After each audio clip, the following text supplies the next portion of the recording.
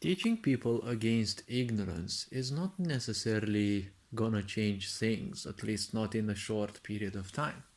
After thousands of generations of being kept in ignorance, the only important thing is that, see, a lot of ignorant people in this world, that is of no importance. If people don't find importance in ignorance, that is the most important thing.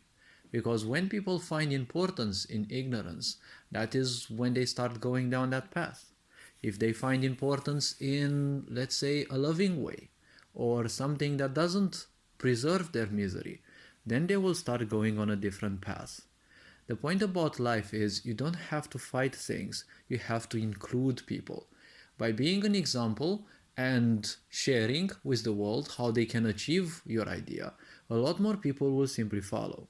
A lot of lazy people will constantly bug you and will constantly try to pull you down, but ultimately there will be a lot of people who will simply follow, just because you are an example. This is the feminine example. The masculine example is about imposing, but in many things, especially societally speaking, the feminine approach is always more appropriate, because you don't want people to follow your example by force. You want people to see your example and extract of it what may be useful to them or not. Your way of life may not be the best for everyone, but it will definitely serve a few people. That is why I always say, when people are ignorant, show them that there is way more than just ignorance and that just suffering for nothing. Because when you're ignorant, you can't care how much you get hurt.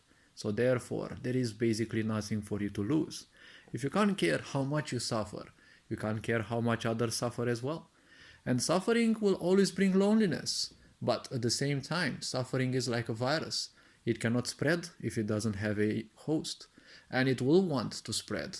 And therefore, it will also look for other hosts, upon which you will have to impose your own pains. And there always must be more pain into those than you. Because at the same time, you want help. So you want to impose pain upon them so that most likely and hopefully you are the one they will come to help.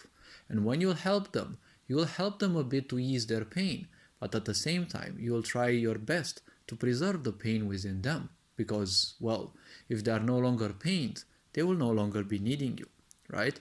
If your life sucks, if your life is nothing, why would you want others to simply follow it, right?